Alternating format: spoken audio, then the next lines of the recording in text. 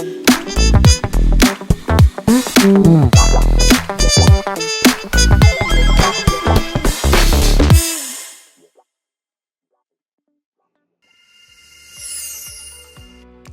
datang di Market Insight BRI Manajemen Investasi.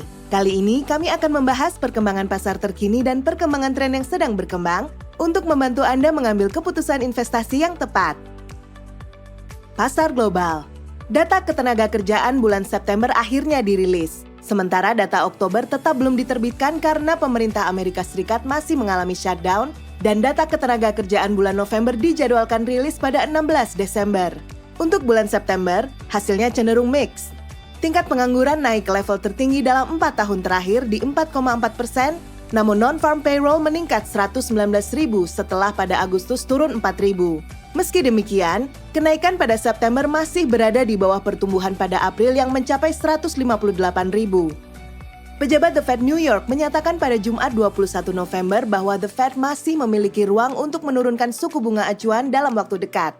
Ditambah dengan data ketenagakerjaan September yang menunjukkan pelemahan, pasar kembali optimis bahwa The Fed akan menurunkan suku bunga pada Desember dengan probabilitas sekitar 70%, naik signifikan dari sebelumnya hanya 46%.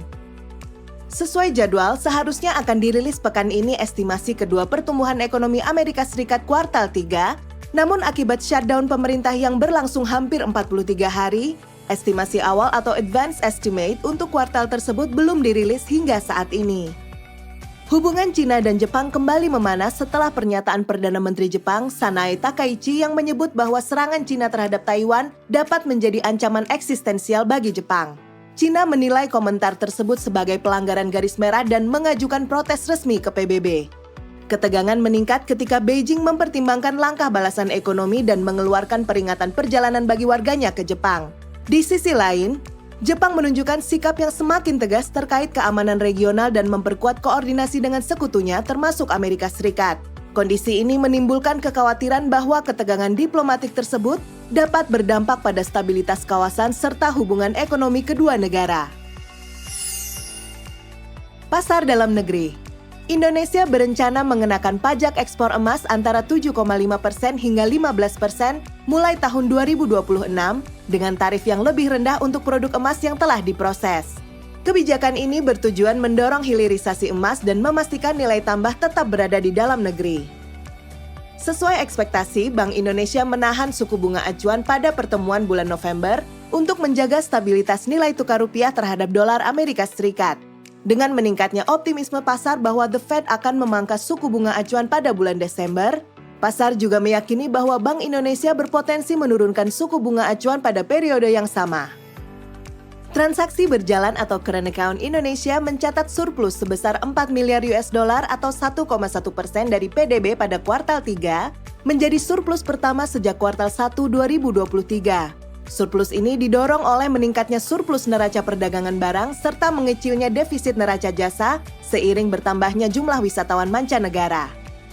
Hingga Oktober 2025, pendapatan negara tercatat sebesar 2.113,3 triliun rupiah atau 73,7% dari outlook APBN 2025. Sementara belanja negara sebesar 2.593 triliun rupiah atau 73,5% dari outlook. Defisit mencapai 479,7 triliun rupiah atau sekitar 2,02% dari PDB, meningkat dibandingkan posisi September yang mencatat defisit 1,56% dari PDB. Indeks harga saham gabungan atau IHSG menguat 0,52% sepanjang pekan lalu dan ditutup pada level 8.414. Pekan ini, IHSG berpotensi bergerak di zona positif atau bahkan menembus level tertingginya di kisaran 8.500, didukung oleh optimisme pasar bahwa The Fed akan menurunkan suku bunga acuan pada bulan Desember yang berpotensi menekan indeks dolar dan memberikan dampak positif pada penguatan nilai tukar rupiah. Selain itu, surplus transaksi berjalan pada kuartal 3 yang merupakan surplus pertama sejak 2023 turut memberikan sentimen positif tambahan bagi penguatan rupiah. Dengan penguatan rupiah tersebut, seharusnya terdapat tambahan aliran dana asing yang dapat mendukung pergerakan IHSG tetap berada di zona positif. Dari sisi aliran modal, investor asing mencatatkan pembelian bersih atau net buy sebesar 3,86 triliun rupiah sepanjang pekan lalu. Namun secara year to date, arus modal asing masih membukukan net outflow sebesar 30,82 triliun rupiah. Secara sektoral, penguatan terbesar terjadi pada sektor properti dan real estate 4,09%, consumer cyclical 3,82%, serta infrastruktur 1,52%. Pada perdagangan 21 November 2025, yield obligasi pemerintah bergerak cenderung flat untuk tenor 5 tahun dan 10 tahun, masing-masing di level 5,48% dan 6,16%. Sementara itu, yield tenor 15 tahun dan 20 tahun mengalami peningkatan ke level 6,42% dan 6,52%. Di pasar global, yield obligasi dolar Indonesia tenor 10 tahun atau Indon 35 berada di level 4,89%, relatif flat dibandingkan posisi 4,89% pada 14 November. Yield US Treasury tenor 10 tahun turun ke sekitar 4,07% dari 4,15% sebelumnya. Kredit default swap atau CDS Indonesia tenor 5 tahun juga bergerak flat di 75,82 basis poin. Sementara itu, rupiah stabil dengan penguatan tipis 0,08% sepanjang pekan lalu dan ditutup di Rp16.690 per dolar Amerika Serikat pada 21 November 2025.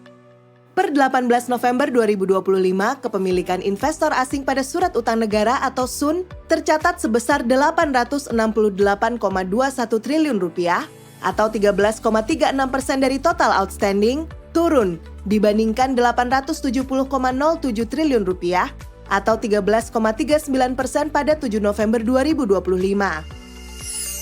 Rekomendasi aset alokasi. Alokasi strategis.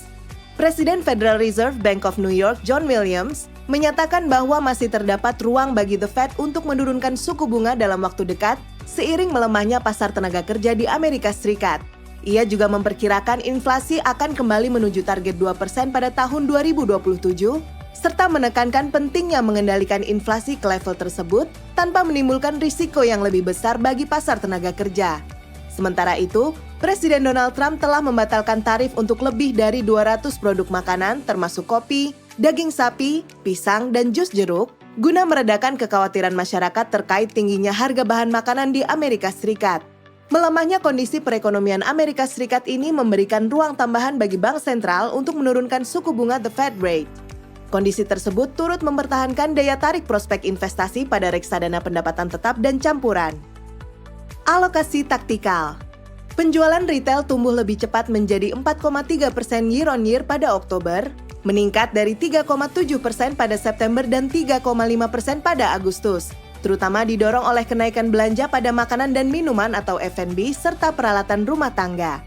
Indeks kepercayaan konsumen juga naik ke level 121 pada Oktober dari 115 pada September, dipengaruhi oleh meningkatnya optimisme rumah tangga berpendapatan rendah terkait kenaikan pendapatan dan perbaikan ketersediaan lapangan pekerjaan. Kedua indikator ini menjadi sinyal awal bahwa pertumbuhan ekonomi pada triwulan 4 berpotensi lebih baik. Dengan demikian, reksadana saham tetap dapat diakumulasi secara reguler oleh investor dengan profil risiko tinggi yang mampu menghadapi volatilitas pasar saham. Demikian kesimpulan dari Market Insight hari ini.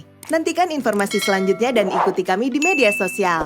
Sampai jumpa di Market Insight BRI Manajemen Investasi minggu depan.